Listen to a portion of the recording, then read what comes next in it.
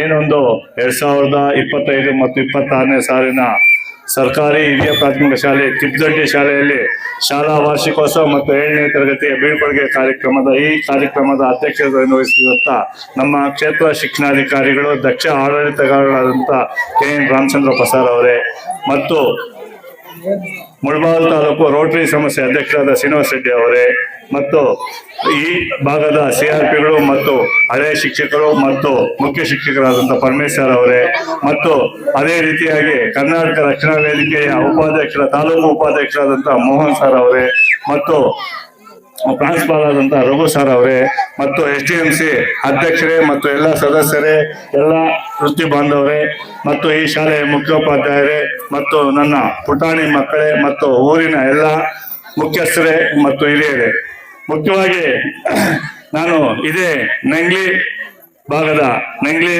ಅವನು ಆದರೂ ಸಹ ತಿಪ್ಪದೊಡ್ಡಿ ಬಗ್ಗೆ ನನಗೆ ಸುಮಾರು 40 ವರ್ಷಗಳಿಂದನೂ ಸಹ ನನಗೆ ತಿಪ್ಪದೊಡ್ಡಿ ಗ್ರಾಮದ ಬಗ್ಗೆ ತಿಳಿದಿದೆ. ಕಾರಣ ಏನು ಅಂದ್ರೆ ಹೇಳ್ದಂಗೆ 2022ರಲ್ಲಿ ನಮ್ಮ ಇದೇ ಮನೆಯ ಪ್ರಜಾವಾಣಿ ವರದಿಗಾರರಾದ ತ್ಯಾಗರಾಜ್ ಸರ್ ಅವರು ಮತ್ತು ವಿಜಯ ಕರ್ನಾಟಕ ಈ 2 ವೃತ್ತಪತ್ರಿಕೆಯಲ್ಲಿ ಈ ತಿಪ್ಪದೊಡ್ಡಿ ಶಾಲೆ ಒಂದು ಕಾಲಂ ಬಂತು. ಏನಂದ್ರೆ ತಿಪ್ಪದೊಡ್ಡಿ ಶಾಲೆ ಈ ರೀತಿ ಬೀಳೋ ಸಂಭವ ಇದೆ, ಶಿಕ್ಷಕರಿಲ್ಲ ಅಂತ ನಮ್ಮ ರಕ್ಷಣಾ ವೇದಿಕೆ ನಮ್ಮ ಮೋಹನ್ ಅವರು ಪೇಪರ್ ಅಲ್ಲಿ ಬಂದು ಅವರು ಒಂದು ಹೇಳಿಕೆ ಕೊಟ್ಟಿದ್ರು.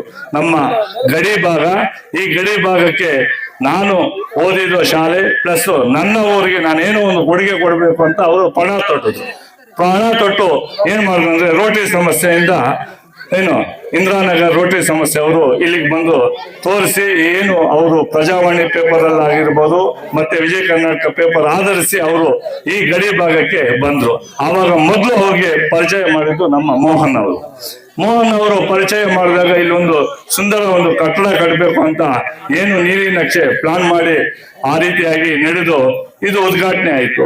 ಈ ಉದ್ಘಾಟನೆ ಏನು ತಿಪ್ಪದೊಡ್ಡಿ ಶಾಲೆಯಲ್ಲಿ ಉದ್ಘಾಟನೆ ಆದ ದಿನವೇ ನಾವೇನ್ ಮಾಡಿದ್ವಿ ಅಂದ್ರೆ ಇಲ್ಲಿರ್ತಕ್ಕಂಥ ಇದೇ ಊರಿನ ನಂಗ್ಲಿಯಲ್ಲಿ ಕೆಲಸ ಮಾಡ್ತಕ್ಕಂಥ ಶಾಂತಮ್ಮ ಮೇಡಮ್ ಆಗಿರ್ಬೋದು, ನಂಗ್ಲಿ ಶಾಲೆಯ ಮುಖ್ಯೋಪಾಧ್ಯಾಯ ಸುಮಾ ಮೇಡಮ್ ಆಗಿರ್ಬೋದು, ಕ್ಷಮಿಸಬೇಕು ಮಧ್ಯದಲ್ಲಿ ಮಾತಾಡ್ತಾ ಇರೋದಕ್ಕೆ. ಈ ಒಂದು ಓಬಲ್ ರೆಡ್ಡಿ ಹೇಳ್ತಾ ಇರೋದ್ ಮಾತಿಗೆ ಮೊಟ್ಟ ಮೊದಲನೇದಾಗಿ ನಾನು ಮುಳಬಾಗಿಲು ನ್ಯೂಸ್ ಅವ್ರನ್ನ ಇದು ಮಾಡ್ಬೇಕು ಸರ್, ದಯವಿಟ್ಟು. First of all Mulbagal news ಅವರು ಆ ಬಿಲ್ಡಿಂಗ್ ಬಿಗ್ ಎಲ್ಲ ಹೈಲೈಟ್ ಮಾಡಿರೋದು, ನನ್ನ ಸಪೋರ್ಟ್ ಮಾಡಿರೋದು ಮುಳಬಾಗಿಲು ನ್ಯೂಸ್ ಅವರು. ಅವ್ರಿಗೂ ಸಹ ಮುಳಬಾಗಿಲು ನ್ಯೂಸ್ ಅವ್ರಿಗೂ ಸಹ ವಂದನೆಗಳನ್ನ ಅರ್ಪಿಸ್ತಾ ಇದ್ದೀವಿ.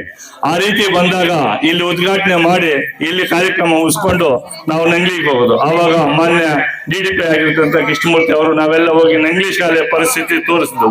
ಆಗಿನ ಇಂದಿರಾನಗರ್ನ ರೋಟರಿ ಸಮಸ್ಯೆ ಅವರು ಇಲ್ಲಿ ನಂಗ್ಲಿ ಏನು ಮುಳಬಾಗಿಲು ತಾಲೂಕಲ್ಲಿ ಮುಳಬಾಗಿಲು ಬಿಟ್ಟರೆ ಅತಿ ಹೆಚ್ಚಿನ ಜನಸಂಖ್ಯೆ ಇರೋದು ನಂಗ್ಲಿ. ಈ ನಂಗ್ಲಿ ಗ್ರಾಮಕ್ಕೆ ಏನೋ ಒಂದು ಮಾಡಬೇಕು ಅಂತ ನಮ್ಮ ಶ್ರೀನಿವಾಸ ರೆಡ್ಡಿ ಸರ್ ಅವರು ಹೇಳ್ದಂಗೆ ರೋಟರಿಯಿಂದ ಅತ್ಯುತ್ತಮವಾಗಿ ಒಂದು ಬಿಲ್ಡಿಂಗ್ ಅನ್ನು ಕಟ್ಕೊಡ್ತು. ಇವಾಗ ಅಲ್ಲಿ ನಮ್ಮ ಶಾಸಕರಾದ ಸಮೃದ್ಧಿ ಮಂಜುನಾಥ್ ಅವರ ಸಹಯೋಗದೊಂದಿಗೆ ಅಲ್ಲಿ 9th 10th ಆಯ್ತು. ಅದಕ್ಕೆ ನಾವು ಮೊದಲು ಈ ಭಾಗದ ಎಲ್ಲ ನಮ್ಮ ಶಾಸಕರಿಗೂ ಎಲ್ರಿಗೂ ಸಹ ನಾವು ಧನ್ಯವಾದಗಳು ಹೇಳ್ತೀವಿ. ಅದೇ ರೀತಿಯಾಗಿ ನಾವು ಶಾಲೆಯ ಬಗ್ಗೆ ತಿಪ್ಪದೊಡ್ಡಿ ಶಾಲೆ ಬಗ್ಗೆ ಹೇಳ್ಬೇಕು ಅಂದ್ರೆ ಇಲ್ಲಿ ಅನೇಕ ಜನರು ಏನು ಶಿಕ್ಷಕರಾಗಿದ್ದಾರೆ, ಲಾಯರ್ಗಳಾಗಿದ್ದಾರೆ, ಇನ್ನ ಅನೇಕ ಉತ್ತಮ ವೃತ್ತಿಯಲ್ಲಿ ಹೊಂದಿದ್ದಾರೆ. ನಾವು ಮಕ್ಕಳಲ್ಲಿ ಏನು ಕೇಳೋದಂದ್ರೆ ನಮ್ಮ ಅನ್ನಪೂರ್ಣಕ್ಕ ಅವರು, ನಾನು ಹೆಡ್ ಮೇಡಮ್ ಅನ್ನಪೂರ್ಣಕ್ಕ ಅಂತ ಕರಿತೀವಿ, ಅನ್ನಪೂರ್ಣಕ್ಕ ಅವರು ತಮ್ಮ ಇದರಲ್ಲಿ ವರದಿಯಲ್ಲಿ ಓದಿದ್ದಾರೆ ಏನು ನಮ್ಮ ಸರ್ಕಾರಿ ಶಾಲೆಗಳಲ್ಲಿ ಸರ್ಕಾರ ಏನೇನು ನಿಮಗೆ ಸವಲತ್ತನ್ನು ನೀಡ್ತಾ ಇದೆ ಅಂತ.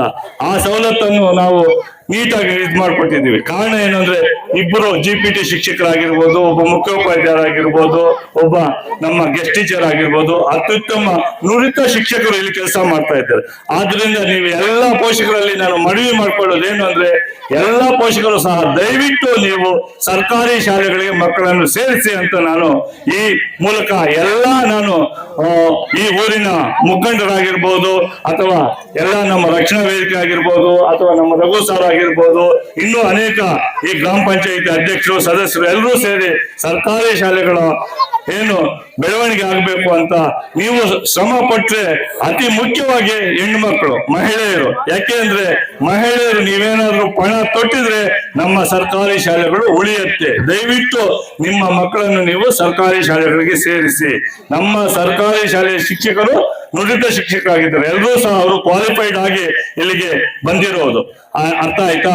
ಅದಕ್ಕೆ ನಿಮಗೆ ಶಾಲೆಗಳಿಗೆ ಏನೇನ್ ಬೇಕೋ, ಇವಾಗ CSR ಫಂಡ್ ನಮ್ಮ ಶ್ರೀನಿವಾಸ ರೆಡ್ಡಿ ಸರ್ ಹೇಳ್ದಂಗೆ ಏನು ರೋಟರಿ ಸಮಸ್ಯೆಯಿಂದ ನಿಮ್ಗೆ ಏನ್ ಬೇಕೋ ಅದೆಲ್ಲಾನು ಸಹ ನಿಮಗೆ ದೋಸ್ತಾರೆ. ಅದೇ ರೀತಿಯಾಗಿ ಸರ್ಕಾರದಿಂದ ಏನೇನು ಅನುದಾನಗಳಾಗಿರ್ಬೋದು, ಏನೇನು ಅವ್ರ ಕಾರ್ಯಕ್ರಮಗಳಾಗುತ್ತೆ ಅದನ್ನೆಲ್ಲ ಸಹ ಪ್ರತಿನಿತ್ಯನೂ ಸಹ ಮಾಡ್ತಾ ಇದ್ದಾರೆ. ಆದ್ರಿಂದ ದಯವಿಟ್ಟು ಎಲ್ಲಾ ಮಕ್ಕಳನ್ನು ಸರ್ಕಾರಿ ಶಾಲೆಗೆ ಸೇರಿಸಬೇಕು ಅಂತ ಹೇಳ್ತಾ ನನ್ನ 2 ಮಾತನ್ನು ಮುಗಿಸ್ತಾ ಇದ್ದೀನಿ. ಜೈ ಹಿಂದ್, ಜೈ ಕರ್ನಾಟಕ ಮಾತು.